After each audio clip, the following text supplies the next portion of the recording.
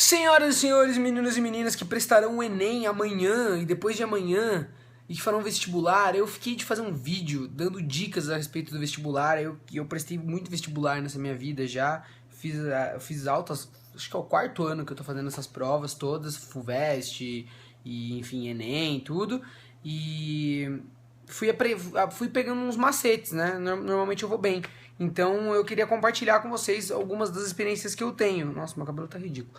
Mas o que acontece? Devido à urgência, primeiro, devido ao dia a dia que não me permitiu gravar o vídeo mais completo antes, né?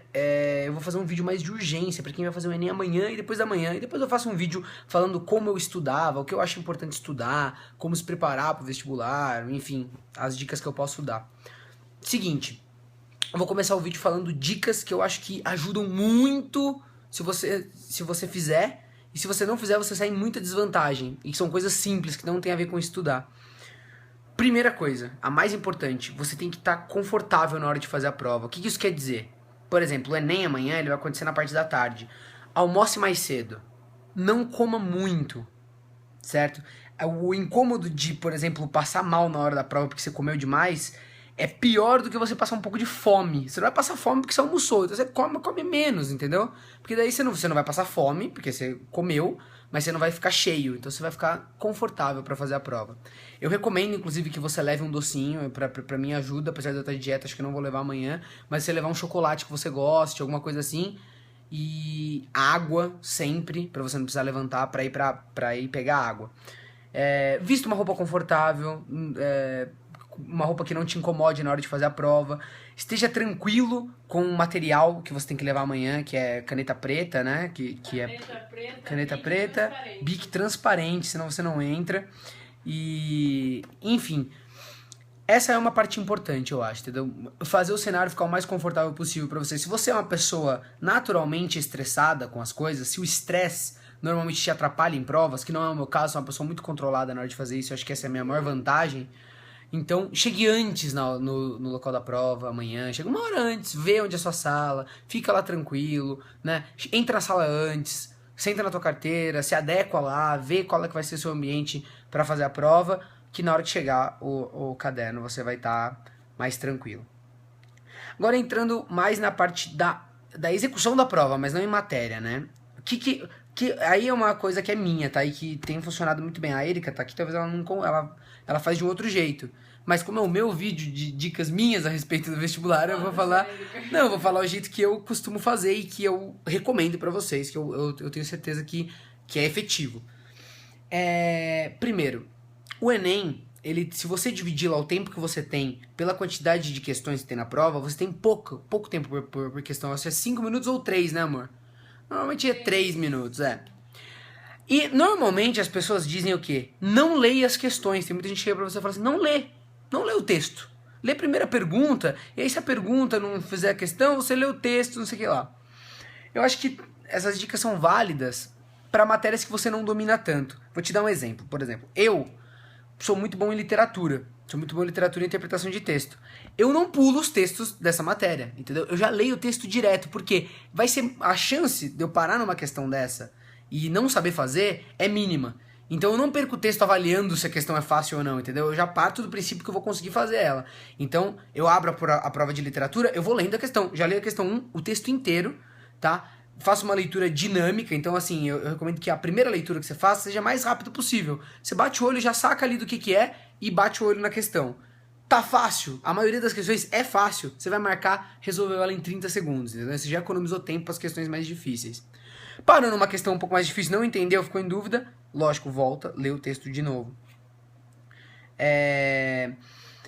Em matérias que você não domina tanto, aí eu acho que vale a pena você bater o olho primeiro na questão. Tem um textão lá, você já bate e vê qual é que é a alternativa. Vê as alternativas primeiro e depois você lê o texto. Você vai poder fazer uma leitura seletiva do texto, já buscando a resposta, entendeu? Mas isso para matérias que você não domina tanto.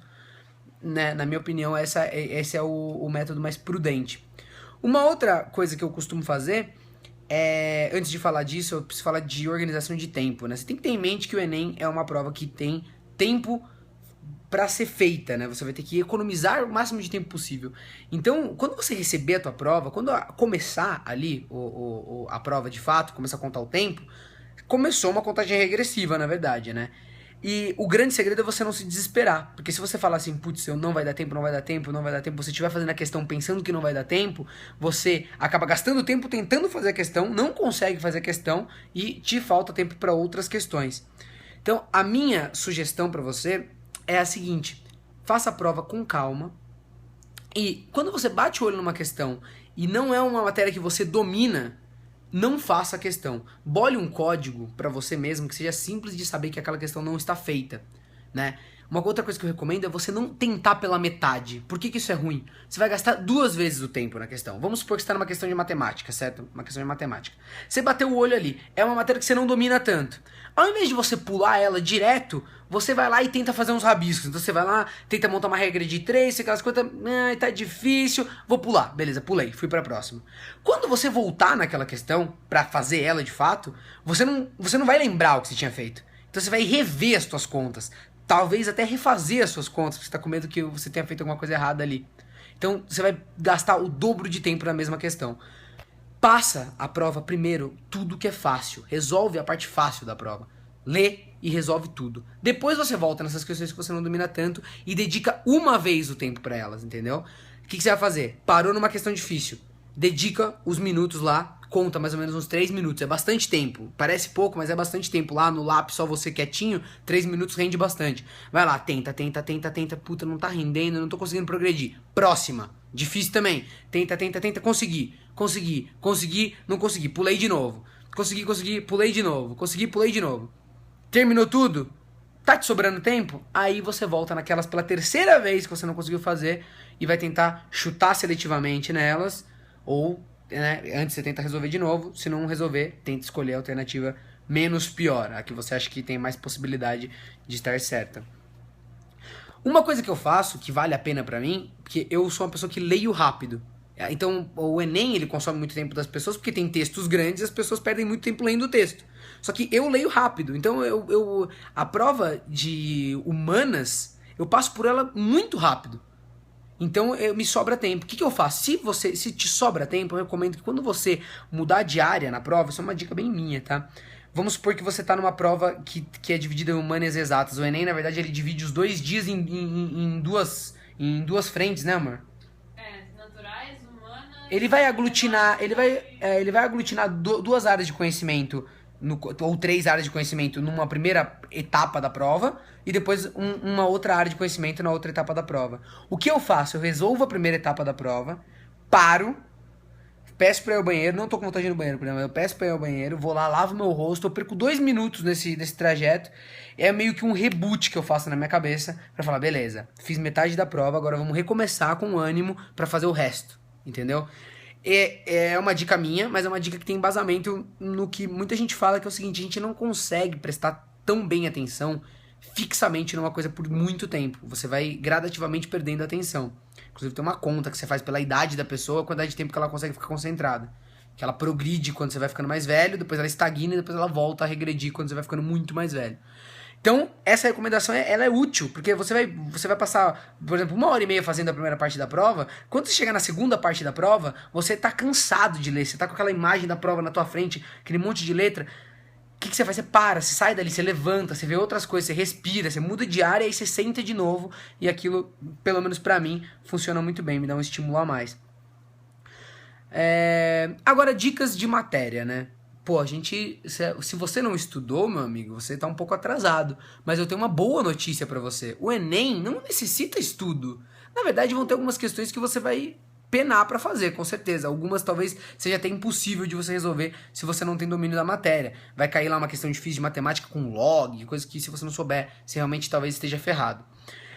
Mas o Enem, ele é uma prova que eu diria que 85% da prova você consegue fazer com sapiência, você consegue fazer só com a sua esperteza, né? Se utilizando de algumas ferramentas que eu vou comentar elas agora. Então, hoje de noite, eu vou subir esse vídeo, vai ser 10 da noite. Se hoje ou amanhã de manhã você ver esse vídeo, você vai poder melhorar a tua preparação pro Enem. Como? Você vai treinar pras exatas, regra de 3. Como é que você vai treinar regra de 3 para as exatas? Tá? Isso conta química, física, matemática, enfim. Faça procure sobre a regra de 3 e entenda como a regra de 3 funciona. É um procedimento muito padronizado e que dá certo. A regra de 3, ela nunca dá errado. Ela dá errado se você monta ela errado. Existem exercícios que é impossível de montar uma regra de 3. Mas se você montar a regra de 3 certo, ela nunca dá errado, entendeu? Então essa que é a vantagem. Uma regra de 3, ou ela está feita errada, ou ela vai dar certo inevitavelmente, entendeu? Então, chegou numa questão, não sabe fazer, pega os dados e interaja eles numa regra de 3 de maneira inteligente, tá? Chegou numa questão de física, você teria que saber a fórmula lá da potência, mas você não sabe. Então você vai pegar os valores e vai tentar interagir eles de uma maneira inteligente.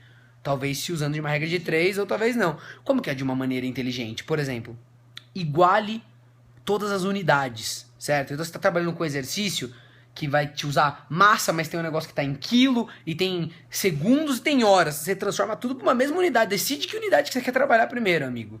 Entendeu? E depois você começa a interagir os números numa regra de 3. Você pode olhar para a grandeza da resposta. Por exemplo, a resposta está com vírgula, certo? A resposta é 0,4, 0,7, 0,9 ou 0,1. E você tem um número maior e um número menor. Na hora de interagir, interaja primeiro o número maior, o número menor dividido pelo número maior. Porque você já viu que a grandeza que vai dar no final é uma grandeza bem pequena. Então provavelmente você está dividindo um número pequeno por um número bem maior que ele, entendeu? Essas coisas parecem besteira, mas na prova, se você fizer isso direto, ao invés de tentar todas as possibilidades, pode te poupar muito tempo, né? Então essas questões que são de exatas que você consegue resolver com regra de 3 e inteligência, você já vai matar. E são muitas, eu garanto, são muitas. Tem questões de física que vão estar dificílimas, vão ter imagens insanas, vai ser muito difícil, vai dar um medo desgraçado, você vai ver lá, tem 3 grandezas, colocou na regra de 3, jogou lá, resolveu, entendeu? Química principalmente. Tem muito, muito disso. Eu acho que é isso, sabe? Toma cuidado com as unidades e interagir os números de maneira inteligente. Se você não sabe fazer, interage de maneira inteligente. Saiba que essas questões, elas normalmente têm uma sacada para ser resolvida, entendeu? Então tenta utilizar todos os conhecimentos que você tem de exatas para fazer. Então, por exemplo, às vezes você vai parar numa questão de matemática lá que tem uma figura que você não consegue resolver, você não sabe qual é que é a fórmula da área do dodecaedro, você não tem a mínima ideia. Mas às vezes a informação que ele quer ali, se você traçar um triângulo, você vai ver que tem um triângulo equilátero ali dentro. Você vai usando as informações que você tem do teu arsenal para tentar transformar aquele exercício num exercício que você domina e que você possa dar uma resposta correta. E às vezes você não precisa chegar na resposta correta, só precisa sacar qual é que é a grandeza da resposta. Então você fala, então beleza, vai ser um ângulo aqui, não vai poder valer mais que 1 o valor total aqui, beleza. Então você já elimina muitas alternativas erradas. Na prova de humanas, a minha dica para você é, principalmente, duvide das questões que tem extremos.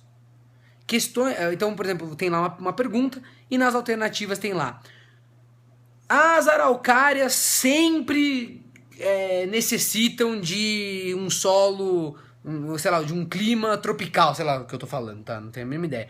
Mas esse sempre, duvide dele. Porque as coisas no mundo, não sei se o senhor percebeu, se o senhor vive no mesmo mundo que eu, mas as coisas no mundo normalmente são muito dinâmicas, né? As coisas dependem de mais de uma variável e justamente por causa disso é difícil você fazer uma afirmação tão curta com uma palavra tão expressiva, uma palavra tão rigorosa. Então, na maioria das vezes, nunca, sempre, todas as vezes, essas palavras, elas indicam que o cara tá querendo te pegar ali. Ele tá falando assim, olha, a maioria das vezes, mas existe uma exceção, quando o solo é X, lá no país Y, onde as pessoas se alimentam de W, aí o cocô sai Z e não sai, não sai marrom. A maioria das vezes é marrom. Mas lá na Indonésia, as pessoas comem muito peixe radioativo, cocô sai verde fluorescente, entendeu? E aí você errou. Porque você não lembrou dos indonesianos, entendeu? Então é isso que você tem que fazer. Duvide das questões que tem extremos. No mais, eu acho que a dica fundamental pro Enem é calma, cara. Leia os textos com calma. Saiba que se você tá lendo um texto, leia ele numa velocidade que você tá conseguindo entender o que você tá fazendo. Porque o que vai adiantar você fazer uma leitura super rápido, porque é o Enem, você tem que fazer 1 milhão de questões. Você vai ler uma vez, não vai entender. Aí você vai ler de novo, não vai entender. Porque você tá ansioso, vai ter que ler 4 vezes, talvez você deixe a questão, volte lá de novo, leia o texto todo de novo, tudo porque você tá ansioso. Então na hora que você decidir fazer uma questão, faça ela com calma, dedique o tempo ali e tenta não duplicar esse esforço. Tenta não voltar lá e gastar esse mesmo tempo. Por isso, separe as mais difíceis e deixe elas pro final, pra você gastar um tempo só nelas. Tá bom? Uma última dica que eu acho que é importante pra redação é que, inclusive hoje eu tô fazendo um intensivo, um cursinho, porque eu não estudo faz muito tempo, faz 4 anos que eu saí da escola e eu nunca fiz cursinho. Então eu só tenho conhecimento do terceiro colégio. Então foi bom, mesmo eu dormindo nas aulas, as que eu consigo assistir, eu relembro alguns tópicos. Até porque eu tô me preparando pra FUVEST, a segunda fase é treta. Mas pro Enem eu faço todo ano e eu vou relativamente bem todos os anos. Então eu já sei que, poxa, eu acho que vai ficar dentro dali do que eu sempre faço. Porque é uma prova de conhecimentos gerais, a maior parte. Mas eu tava vendo, o meu professor de redação tava falando uma coisa que eu já sei e com conhecimento que eu posso compartilhar com você. Quando você for fazer a redação do Enem, minha dica, tá? Ele deu 1 milhão de dicas, eu vou dar a mais rápida. Tipo, pá, acerte, tire uma nota boa. Como você vai tirar uma nota boa?